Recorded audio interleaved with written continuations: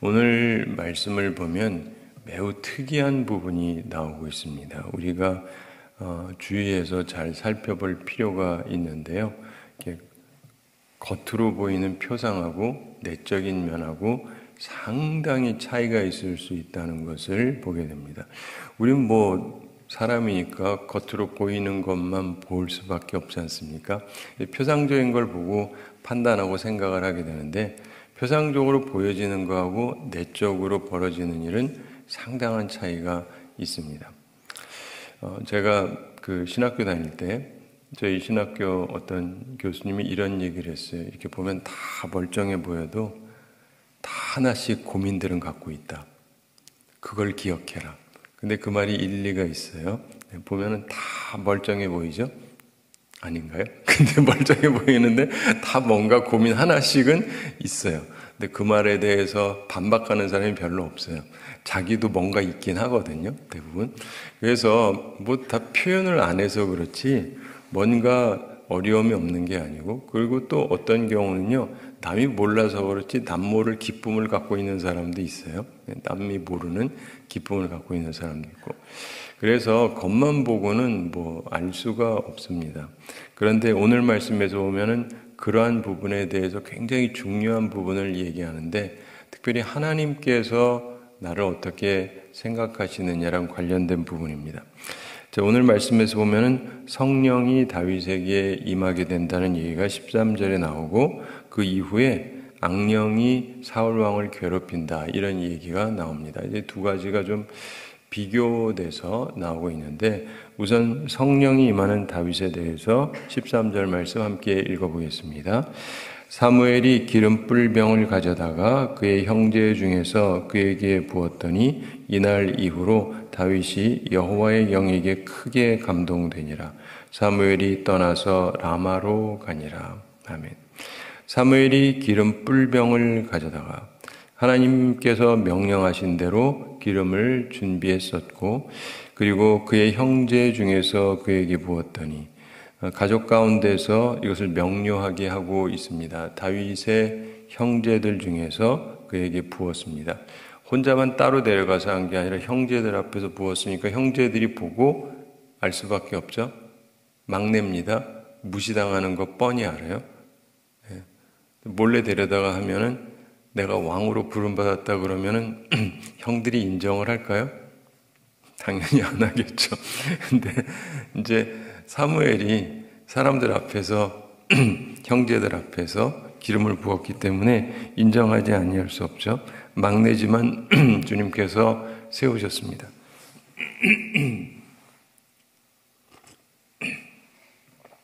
그리고 이날 이후로 다윗이 죄송합니다. 여호와의 영에게 크게 감동되니라, 이렇게 말씀합니다. 기름 부음을 받고 나서 성령에 크게 감동이 됩니다. 하나님께서 여기서도 이제 보여주시는 것인데, 다윗 자체가 하나님께서 그를 사랑하시고 그와 함께 하셨겠지만, 이렇게 기름 부으고 그러면서 다윗이 여호와의 영에게 크게 감동되니라, 이렇게 말씀을 합니다. 하나님의 영, 성령에 감동돼서 움직여지기 시작한다는 거죠. 여러분, 감화감동 많이 듣잖아요. 성령의 감화감동. 근데 이 감동에 의해서 사람이 움직여지는 거거든요. 오늘 새벽기도 왜 나오셨어요? 잠이 안 와가지고, 할 일이 없어가지고 영 심심해서 나온 분은 아마 거의 없을 겁니다. 마음에 감동이 되니까 나오는 거지. 근데 대부분의 분들은, 안 나오시는 분들은 왜 안 나올까요? 감동이 안 되니까. 그냥 잠도 잘 오고 아무 마음에 부담감도 없고, 그러니까 이제 편히 주무시는 거죠. 근데 우리가 보면 하나님의 영에 감동을 받는다, 이게 굉장히 중요한 부분인데, 그런 감동에 의해서 사람의 변화가 생깁니다. 우리 마음속에 어떤 변화가 생기는데, 자기에게 대한 어떤 생각에 변화가 생겨요. 왜냐하면 다윗이 그때까지만 해도 무슨 생각을 했는지 우리가 알지는 못하지만, 그래도 집안에서 가장 사랑받던 아들이라기보다는 왕따 당하는 막내였어요. 왕따 당하는 막내. 그리고 집안에서도 아버지가 형들은 쫙 세워가지고 데리고 가는데 얘만 야 너는 집에서 양이나 지켜 이렇게 띄워놓고 올 정도로 차별을 받던, 그래서 내 부모는 나를 버렸다 이렇게 고백할 만큼 차별받던, 그리고 나중에도 우리가 또 나오지만은 엘리압 형 같은 경우도 그렇고 분명히 하나님께서 기름 부으셨음에도 불구하고 막 깔보고 얕잡아보고 하찮게 얘기하고 그런 내용들이 이후에도 나오거든요. 그러니까 그렇게 존중을 못 받으면요, 사람이 이렇게 긍지라는 게 별로 없습니다. 그렇잖아요. 아무래도 사랑을 많이 받고 뭐 그래야지 긍지가 있는데 긍지가 없잖아요. 그럼에도 불구하고 제가 말씀드린 것처럼 이 사람은 삐뚤어지지는 않고 잘 자라고 있었어요. 근데 그러는 와중에 하나님께서 그를 부르셨다 그러시고 선지자를 통해서 기름을 부어줬더니 감동이 된 거예요. 생각에 변화가 생긴 겁니다. 그래서 나중에 전쟁할 때 자기는 부름받지도 않았는데 갔다가 블레셋하고 전쟁을 하는 중에 골리앗이 막 소리내면서 하는데 이 사람이 나서게 되죠. 왜 나섭니까? 감동이 되니까 하죠. 감동이 되니까. 마음이 움직여지는 거거든요. 이게 굉장히 중요한 요소입니다. 인생을 살면서요, 하나님께서 나를 감동시켜서 뭘 하게 하시는가 굉장히 중요합니다. 저는 이제 어려서부터 하나님의 택감을 받고 목사가 되기로 작정을 하고 자라긴 했지만 한국에서 이제 미국을 갈 때만 하더라도 생각이 많았어요. 이제 한국 떠나서 미국 갈 생각하니까 좀 그런데 별로 전 가고 싶어 하진 않았는데 내가 이제 부모님이 이민 가시면서 이제 같이 가긴 했습니다. 그리고는 가자마자 난 한국 돌아오려고 그랬어요. 돌아와서 대학교 3학년 때였거든요. 가자마자 돌아오려고 그랬어요. 그래서 학교도 마쳐야 되잖아요. 그래서 그러려고 그랬는데 이상하게 영주권이 안 날라오는 거예요. 영주권 번호는 받았는데 이게 안 와요. 없어도 된다 그러기도 하고 없으면 안 된다 그러기도 하고 그래가지고 기다리는데 아버지한테는 금방 왔어요.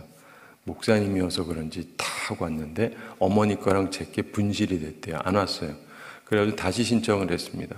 그 다음에 누가 받았을까요? 사모님은 받으셨는데 저는 못 받았어요. 어머니는 받으셨고 저는 못 받았어요. 근데 이게 원래 시간이 여러 달이 걸립니다. 근데 또 신청을 했어요. 근데 안 와요. 참 오랫동안 안 옵니다. 그래가지고 근데 저희 아버님은 이제 절더러 한국 가지 말고 미국에서 날 도와라 그러시는 거예요. 아버님이 이제 연세는 드셨고 이제 영어도 좀 그렇고 운전을 잘 못하세요. 면허를 따긴 했지만 그래서 절더러 좀 도와달라고. 근데 그래도 한국 가서 서울대학 마쳐야 되는 거 아니에요? 그래가지고 가려고 하는데 이게 안 오니까 하나님의 뜻이 뭔가 나는 가고 싶은데 아버지는 좀 있어서 도우라 그러시고 또 뭐 영주권도 안 나오고 하나님이 그걸 원하시는가? 그래서 제가 그걸 놓고 기도했어요. 하나님의 뜻을 분별해야 되니까. 그래서 어느 날을 정해놓고 1월 얼마였던 것 같아요. 그래서 그때까지 오면 한국 가고 안 오면 하나님의 뜻이 있으시라 그러는 걸로 알고 안 가겠습니다. 근데 그날이 됐는데 안 왔어요. 그래서 하나님의 뜻인가 보다. 불과 며칠 지나서 왔어요. 무슨 말인지 알죠? 그래도 하나님 앞에 기도했으니까 뜻이 그건가 보다 하고 그냥 남았어요. 네. 우리 중요한 게 뭐냐면 사실은 나는 가고 싶은데 가지 말라고 아버님 그러시고 뭐 서울대학도 좋지만 그 미국에서 공부하면 영어를 더 하게 되니까 미래에 더 좋지 않냐 뭐 이런 얘기도 하시고 그래도 나는 서울대 가고 싶은데 하나님께서 이렇게 하시니까 마음에 이제 움직임이 생기고 그래서 하여간 늦어지면서 제가 안 가기로 결정을 했는데 그 결정을 하면서 제가 생각한 바가 있습니다.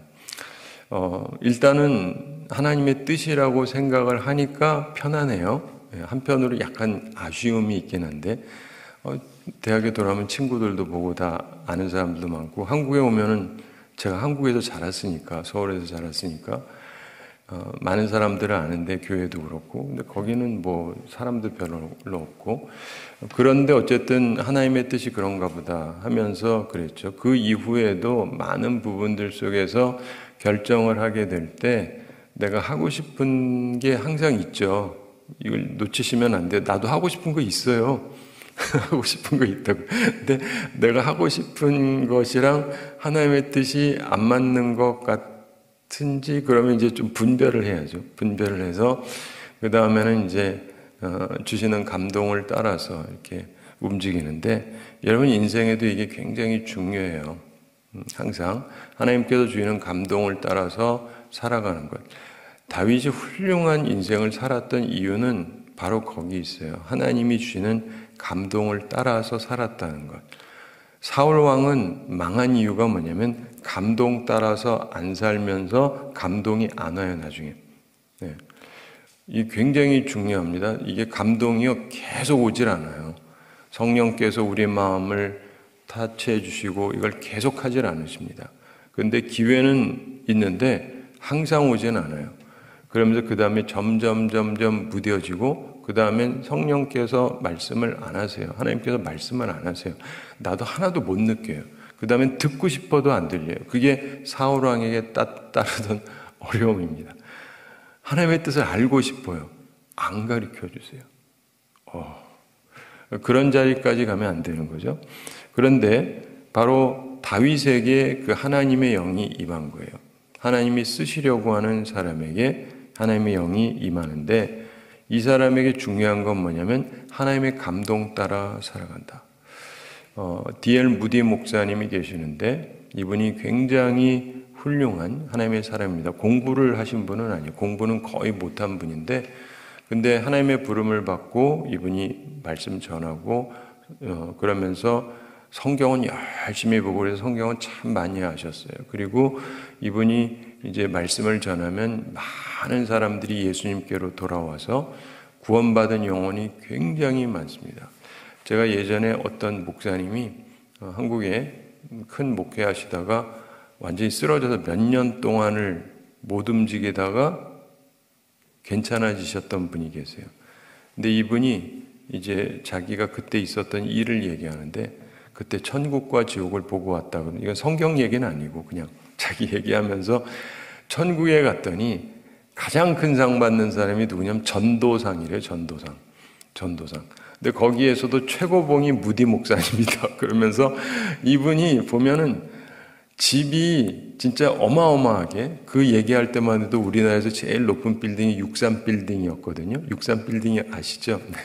그래가지고 63빌딩 같이 뭐 이렇게 만들었는데 그걸 뭘로 만들었는 줄 아니에요. 뭘로 만들었을까요? 유리? 아니요. 다이아몬드로 만들었대. 제 얘기가 아니에요. 그냥 그 목사님 말씀이 나 안 봤어요. 성경에도 없고. 근데 그 크고 엄청난 걸 다이아몬드 요것만 있어도 이만하면 세계적인 부자일 텐데 그만한 거를 다이아몬드로 만들었대. 그러니까 하나님이 그만큼 기뻐하신다는 거예요. 그만큼 기뻐하신다. 근데 이 D.L. 무디 목사님이 자기가 한 번은 자기 후배 목사님한테 한번 얘기하면서 시카고에서 있을 때 시카고에도 큰 빌딩이 있거든요. 그 위에서 한 번은 이러더랍니다. 주님이 날더러 여기서 지금 뛰라면 나는 뛴다 그러더래요. 근데 보니까 진심이더래요. 이분이 제정신이신가? 무슨 말인지 아시죠? 그러니까 그 정도로 하나님이 하라면 한다는 거예요. 그러면서 그분이 이제 감동받아서 이분도 나중에 훌륭한 목사님이 됐는데 기본적으로 보면은요. 하나님이 감동을 아무리 해줘도 안 움직이는 사람이 있고 어떤 사람은 하나님이 감동시키면 막 움직이는 거예요. 우리 신약에서도 보면 제일 많이 움직인 사람이 누굽니까? 사도 바울이잖아요. 사도 바울. 본래 그리 좋은 사람은 아니었는데 이 사람이 하나님 예수님 그리스도를 만나고 나서 성령에 감동되면서 그 다음에 계속 움직이잖아요. 이게 왜 그런지 아세요? 감동 따라 움직이니까요. 감동을 따라 움직이니까. 제가 미국에서 한국을 오게 될 때도요, 감동 따라 움직였는데 별로 미국에 있던 것보다 좋게 온 게 아니거든요. 그 사람들, 미국에서 있던 저 알던 사람들은 다들 좀 죄송합니다. 미쳤다고 저 사람 왜 저러냐 뭐 이러면서 나한테 말했으면 말렸을 거다. 그러니까 말 안 하죠. 근데 사람이 말하면 뭐라고 나올지 나도 아니까 나도 계산이 서요. 근데 감동이 있으면 움직여야죠. 근데 많은 사람들이 들으면 그런가 보다 하는데 그렇게 또 안 해요, 자기는. 근데 여러분들 항상 기억하셔야 돼요. 하나님의 인도하심을 받는 사람이 하나님의 사람이지 하나님의 사람이라고 타이틀 붙인다고 하나님의 사람은 아니죠. 그렇잖아요. 그러니까 이 다윗도 훌륭하게 된 게 이 계기가 있었고 이거를 잃지 않았던 거예요. 그러니까 여러분도 잃지 않아야 돼요. 여러분 불 꺼지게 하지 말라 그러잖아요. 불 꺼지게 하지 말라. 그 원리를 이해하실 필요가 있는데 구약에서 보면 하나님께서 하나님 전에 드려지는 모든 그거를 쓸 때 이제 불을 쓰게 되는데 이 불이 처음에 어디서 내려왔는지 아세요? 하늘에서 떨어져요. 하늘에서. 많은 분들이 그걸 잘 기억을 안 하는데 엘리야가 기도하니까 하늘에서 불 떨어졌다는 것만 기억하고 그것도 맞아요. 근데 하나님께서 처음에 하늘에서 불이 떨어지게 하세요. 그리고 이걸 가지고 하라 그래요. 아, 불이야 불이죠. 그렇죠? 눈으로 보기에 불이야 불이죠. 근데 하나님께서 너희들이 만든 불로 하지 말라는 거예요. 내가 준 불을 가져라. 그리고 계속 등불을 붙이고 하는 게 뭐냐면 불 꺼지지 않도록. 근데 이 불 꺼지지 않는다는 게 뭔지 아세요? 불 붙여라가 아니라 하나님이 주신 불을 끄지 말라는 거예요. 그냥 불 끄지 말라가 아니라. 그래서요, 하나님이 주신 불로 교회의 부흥을 일으키는 거하고 인위적으로 부흥을 일으키는 거하고는 완전히 다른 거예요. 인위적으로도 부흥 일으킬 수 있어요. 쉬워요, 생각보다. 그런데 그거는 하나님이 원하시는 게 아니잖아요. 불이야 크게 일으킬 수 있지만 그래서 우리에게 중요한 건요. 하나님께서 주신 그거를 유지하기 위해서 기름을 채우라고 그러고 그러죠. 근데 이게 뭐냐면 결국 내가 해야 될 부분이 있는 거예요. 계속. 이게 꺼지지 않도록. 하나님이 나한테 주신 감동이 끝까지 꺼지지 않고 가야 돼요. 하나님이 주셨다 말았다 하는 게 아니에요. 하나님은 한번 딱 주세요. 그럼 우리는 이거를 잘 지켜야 돼요. 근데 다윗은 이거를 그래도 꽤 잘했던 사람이었죠. 어쨌든 그러면서 사무엘이 떠나서 라마로 가니라. 사무엘은 본래 이제 자기 곳으로 돌아가게 됩니다. 그리고 이제 다윗은 이쪽에 있고 그 다음에 또 딴 쪽 얘기가 나오는데 사울왕 얘기가 나옵니다. 악령이 괴롭히는 사울왕 이야기. 14절 함께 읽어보겠습니다. 여호와의 영이 사울에게서 떠나고 여호와께서 부리시는 악령이 그를 번뇌하게 한지라. 아멘. 여호와의 영이 사울에게서 떠나고 이렇게 말씀합니다. 성령께서 사울과 함께 하시지 않고 떠나셨다는 것입니다. 본래 하나님께서 하나님의 영을 부어주셔서 사울에게 성령이 임했었어요. 그래서 이분이 막 예언도 하고 그랬거든요. 그런데 하나님의 영이 사울에게서 떠났다.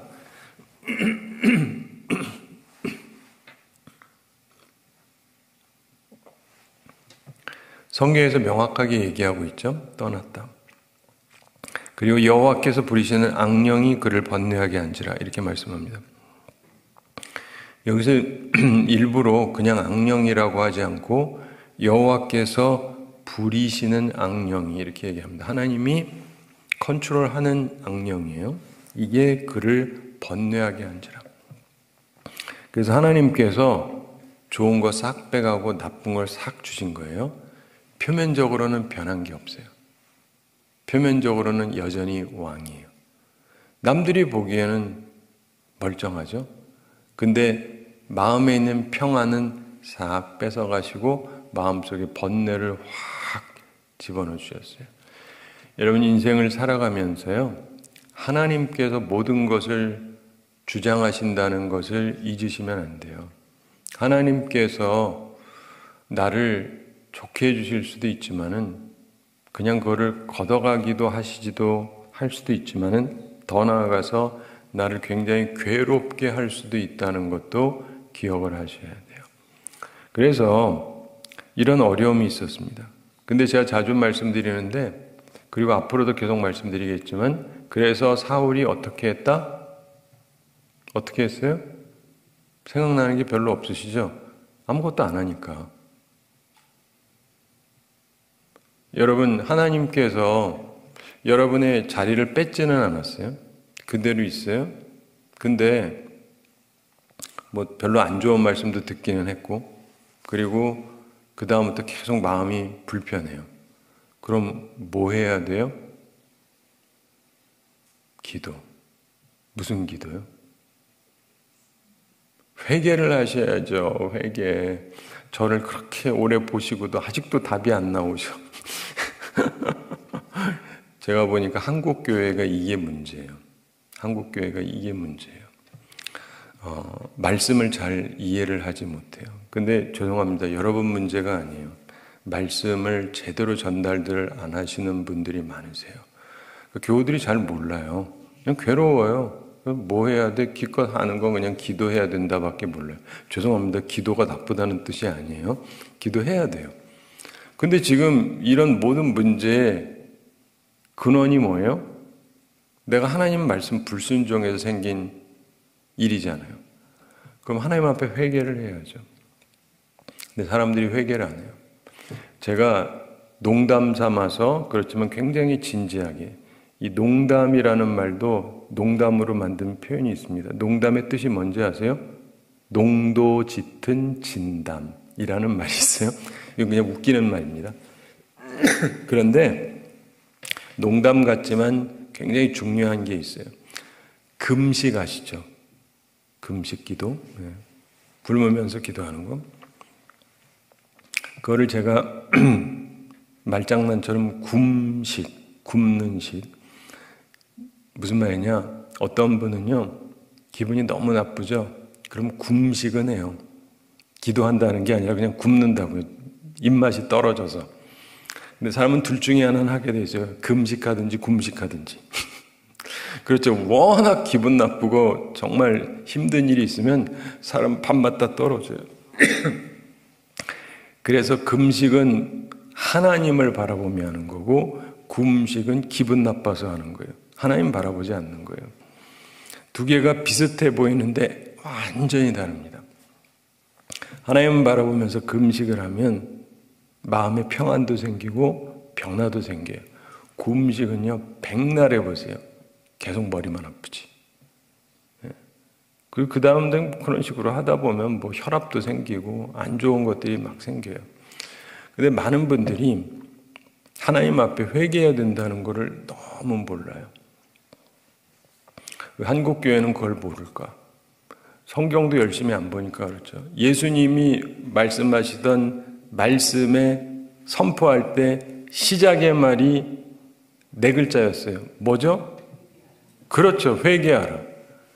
회개하라. 예수님은 회개하라 그랬는데 요즘은 회개하라는 말이 없어요. 여기에 문제가 있어요. 그리고 사람들도 회개하라는 말은 알면서도 또 회개는 안 해요. 여기에 많은 문제가 있습니다. 시발점 자체가 회개예요. 왜냐하면 우린 다 죄인이잖아요. 죄인이니까 회개해야 돼요. 죄인이 아니면 상관이 없지만 우리 다 죄인이잖아요. 그럼 회개를 해야죠. 그리고 이게 생활의 습관이 돼야 돼요. 항상 잘못은 할 수 있는 거고 해도 된다기보다 하게 되니까. 여러분 세수하시고 목욕하시죠? 왜 하세요? 한 번 다 했으면 끝났지. 자꾸 묻잖아요, 뭐가. 그러니까 또 씻어야죠. 그런 것처럼 이게 꼭 필요한 겁니다. 근데 어쨌든 사울은요, 그냥 번뇌만 한 거예요. 그럼 번뇌가 있으면 회개했었다라면 얼마나 좋겠어요. 그러나 그는 회개하지 않고 금식하지 않습니다. 정 힘들어 죽겠으면 금식이라도 하든가 회개를 하든가. 근데 그런 모습이 전혀 없어요. 그래서 그 다음에 사울의 신하들의 권면이 나옵니다. 이들의 권면은 제가 하는 권면하고는 전혀 딴 얘기예요. 그러나 뭐 나름대로 도움이 되는 얘기인데 15절 함께 읽어보겠습니다. 사울의 신하들이 그에게 이르되 보소서 하나님께서 부리시는 악령이 왕을 번뇌하게 하온즉. 사울의 신하들이 그에게 이르되 왕의 신하들이 보니까 참으로 어려운 상황입니다. 이거 뭐 제정신이 아니니까 보소서 하나님께서 부리시는 악령이 왕을 번뇌하게 하온즉. 이 상황에 대한 설명이죠. 자기들 눈에도 보이니까. 그러면서 16절 함께 읽어보겠습니다. 원하건대 우리 주께서는 당신 앞에서 모시는 신하들에게 명령하여 수금을 잘 타는 사람을 구하게 하소서. 하나님께서 부리시는 악령이 왕에게 이를 때 그가 손으로 타면 왕이 나으리이다 하는지라. 아멘. 원하건대 우리 주께서는 당신 앞에서 모시는 신하들에게 명령하여. 자, 해결할 조언을 얘기하는데 신하들한테 말해서 수금을 잘 타는 사람을 구하게 하소서 이렇게 얘기를 합니다. 음악을 통한 마음의 평정을 얻게 해드리려고 이런 얘기를 하는 것이죠. 그런 설명을 하는데 하나님께서 부리시는 악령이 왕에게 이를 때 때때로 그가 번뇌하게 될 때 그가 손으로 타면 왕이 나으리이다. 수금을 손으로 타는데 사울에게 효과가 있을 것이라고 말합니다. 사실 이런 효과가 있기는 해요. 그래서 이미 좀 오래전부터 음악계에서도 뮤직 테라피라고 해서 음악으로 사람을 치유한다. 이렇게 해서 그렇게 좀 많이 합니다. 실제로 음악은 우리한테 많은 도움을 줘요. 그래서 상황이 어떠냐에 따라서 거기에 적절한 음악을 들으면 치유 효과가 있습니다. 그리고 그 대신에 아무 음악이나 막 들으시면 안 돼요. 그래서 우리 옛날부터 하던 얘기인데 어떤 분들은요 이런 표현 있죠. 멜랑콜리한 거 좋아하는 분이 있어요. 뭔가 우울한 거. 저희가 어릴 때만 해도 죄송합니다. 하도 사람들이 많이 불러가지고 나도 그냥 저는 가요 안 듣는데 하도 많이 부르니까 사랑해 당신을 정말로 사랑해. 당신이 내 곁을 떠나간 후에 얼마나 눈물을 흘렸는지 모른다오. 예예예. 사랑해 당신을 정말로 사랑해. 이런 노래를 여러분도 다 들어보셨을 거예요. 저보다 어린 분은 모를 수도 있지만 옛날에 하여간 무지 많이 불렀는데 그 내용도 뭐예요? 나 떠나갔다 이거잖아요. 떠나갔다. 그럼 또 사람들이 같이 예 그러면서 이 뭐예요? 같이 호응을 하는 거예요. 가슴에 다가오는 거예요. 다들 슬픔이 있어서. 그런데요, 이런 노래 맨날 부르잖아요. 사람이 우울해져요. 진짜. 그래서 심지어 교회 음악조차도요, 우울한 음악은 안 듣는 게 좋아요. 안 부르는 게 좋아요. 때로 부르는 건 괜찮아요. 때때로. 회개할 때라든가. 근데 그런 거 말고 항상 이렇게 늘어지고 슬프고 이런 거 좋아하는 분이 있어요. 그런 분들을 보면요, 표정도 현재 제 표정하고 비슷해요. 이렇게 딱 이렇게 슬퍼요. 맨날. 그래서 천국에 가면은요, 슬픈 음악이 하나도 없대요. 슬픈 음악이 하나도 없대요. 천국에는. 기쁜 찬양밖에 없대요. 경쾌하고 기쁜 찬양밖에 없대요. 그것도 참조하십시오. 제가 지금 얘기한 것도 성경에 없어요. 그냥 천국 갔다 왔다 하는 분들이 하던 얘기인데 그럴 법도 하다 하는 얘기 중에 하나인데 근데 보시면 이게 영향 받는 데니까 내가 뭐 하느냐에 따라서 그래가지고 어떤 음악을 내가 부르고 어떤 음악을 주로 듣고 이러느냐에 따라서 완전히 느낌이 달라요. 그래서 음악도요, 좋은 음악을 찾아서 들으시는 게 좋습니다. 근데 어쨌든 이렇게 제안을 합니다. 그리고 이제 이후에 그 다음 내용을 저희가 함께 살펴보겠는데 오늘 내용을 보면서 생각할 게 있습니다. 하나님의 선택을 받은 사람 그리고 버림받은 사람의 차이를 우리가 보셔야 됩니다.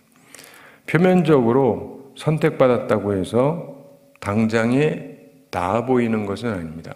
자, 보시면은 하나님께서 다윗을 선택하셨잖아요. 기름 부었잖아요. 그래서 뭐가 나아졌어요? 당장에? 아무것도 없죠. 아무것도 없어요. 사회적인 지위, 경제력, 나아진 거 하나도 없습니다. 그러니까 이 부분도 우리가 잘 이해를 하셔야 돼요.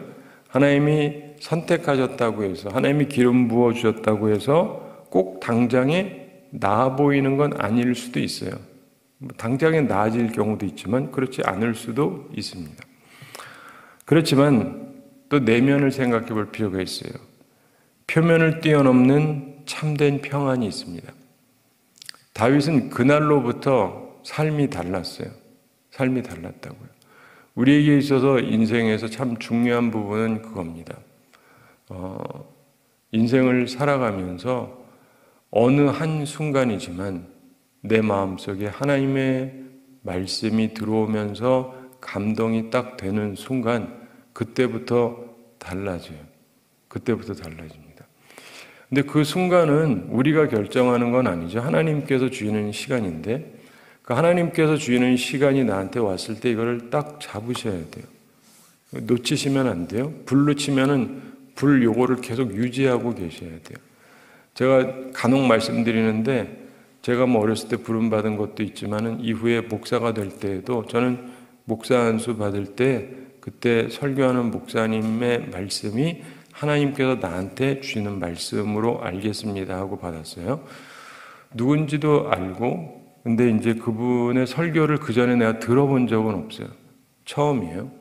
근데 그분이 설교했던 얘기를 핵심적인 거를 정확하게 기억해요. 여러분에게는 말씀 안 드리겠지만 이건 핵심적인 걸 제가 기억을 해요. 지금도 기억을 해요. 그걸 계속 생각해요. 그리고 거기에 맞게 살려고 노력을 합니다. 그러니까 이걸 꺼버리면 안 돼요. 우리 인생을 살아가면서 여러분도요, 하나님께서 나한테 주시는 이 좋은 이 감동의 순간, 이거를 놓치시면 안 돼요. 그리고 껍데기가 바뀌느냐가 문제가 아니라 내적인 변화가 있어야 돼요. 껍데기는 어차피 찾아오게 됩니다. 다윗도 이후에 찾아오게 되는데 생각보다 다윗은 좀 오래 걸려요. 사울은 좀 쉽게 되는데 다윗은 오래 걸립니다. 왜냐하면 환경이 쉽지가 않았기 때문에. 그래서 말이 그렇지 선택을 받았는데 이후에 어려움도 엄청나게 당하거든요. 왕 되기 전에 어려움을 상당히 겪습니다. 그러나 어쨌든 그의 마음속에는 어떠한 경우에도 하나님을 놓치질 않았어요. 바로 그것이 그를 붙잡고 있었고 그래서 최하로 떨어졌다가도 다시 일어나는데 그 모든 것의 근간은 하나님을 바라보는 그의 자세에 있었어요. 여러분도 그걸 가지고 있으셔야 돼요. 살면서 어려움이 있다 없다 얘기하는데 간혹가다 저희는 어렸을 때 남자들끼리 자랑 삼아 하는 얘기 중에 하나, 너 몇 대 맞았는데 그래? 난 더 맞았어. 주로 이거 가지고 많이 키재기처럼 자랑을 했어. 뭐 그거 가지고 그래. 딱이 안 돼 가지고 그러냐? 뭐 딱이 맞고 막 우는 애 보면 그 딱이 안 돼 가지고 그러냐? 우린 뭐 하도 많이 얻어맞는 사람들이 많아가지고 뭐 그 정도를 가지고 맞았다 그러냐부터 해서 막 그러던 시절이 있었어요. 요즘 사람들은 이해가 안 되겠지만 젊은 사람들은. 근데 그러던 시절에 워낙 많이 맞고 자라다 보니까 집안에서도 많이 맞고 밖에 와서도 많이 얻어맞고 뭐 그러면서 살았는데 근데 다 안 미치고 살아오는 이유가 뭘까요? 내면을 자기가 관리하면 살아남을 수가 있어요. 근데 그렇지 않으면 살아남기가 힘들죠. 딱이 한 대 맞고도 자살해 버릴 수도 있어요, 실제로. 근데 우리가 인생을 살면서 내면 관리가 되느냐? 근데 이 내면 관리는 세상에서 수많은 얘기를 하지만요, 도 닦아가지고 도움이 되는지 모르겠지만 정말 중요한 것은 주님을 바라보면서 주님을 알게 되고 주님의 말씀 따라 살아가고 주님을 바라보면서 살아가는 거예요. 그러다 보면 어떠한 상황에도 이거를 이길 수 있는 힘이 생겨요. 안 넘어지는 건 아니에요. 센 게 나를 치면 넘어지죠. 그런데 다시 일어날 수 있어요. 의인은 7번 넘어져도 8번 일어나는 거예요. 그러니까 무슨 말이냐면 7번이라는 건 완전수입니다. 넘어지고 듣기만 해도 짜증나게 넘어져도 계속 일어날 수 있다. 왜냐하면 하나님을 바라보기 때문에. 그게 우리한테 중요해요. 그래서 이 내면적인 평안을 항상 가지려고 노력하셔야 됩니다. 그러면서 사울의 고통을 보십시오. 사울은 불순종으로 인해서 악신에 의해서 악령에 의해서 번뇌함은 삶을 살게 됐습니다. 그럼에도 불구하고 그는 회개하지 않았어요. 이 부분을 보셔야 돼요. 이 부분을 보셔야 돼요. 많은 사람들이 오늘날에도 얼마나 우울증도 많고 기분 나쁜 것도 많고 뭐 그 밖에도 수많은 어려움들이 있는데 번뇌하는 사람들이 많습니다. 그러면서 하나님을 바라보지 않고 특별히 자기가 잘못해서 그래 놓고는 그냥 회개를 할 줄 몰라요. 그러니까 답이 없는 거예요. 답이 없어요. 씻으면 되는 건데 씻지를 않으니까, 씻지 않는 상태에서 이 냄새가 너무 심해. 그러면서 계속 무슨 일을 한들 냄새 날 수밖에 없잖아요. 더러울 수밖에 없지 않습니까? 사랑하는 성도 여러분, 말씀을 맺으면서 우리 대부분의 사람들은 이것하고는 조금 상관없이 사는 것 같긴 하지만 또 동시에 어느 정도의 영향을 받으며 산다는 것도 기억을 하셔야 돼요. 우리가 하나님의 인도하심을 받을 수도 있고 우리를 괴롭게 하는 것에 영향을 받을 수도 있어요. 살면서 보면은요, 많은 사람들이 꿈꾸는 게 행복한 세상을 꿈꾸잖아요. 그래서 경제적으로 어려우면 경제가 나아지기를 바라고, 배운 게 없으면 좀 더 배우면 나아지겠지. 집이 없으면 집이 있으면 좋아지겠지. 근데 참 이상한 게요, 우리나라만 보더라도 옛날보다는 훨씬 잘 먹잖아요. 잘 입고, 집도 옛날보다 많이 좋고, 많이 잘 사는데, 근데 사람들의 마음에는 평안은 없어요. 딱 사울 같아요. 딱 사울 같아요. 딱 사울 같아요.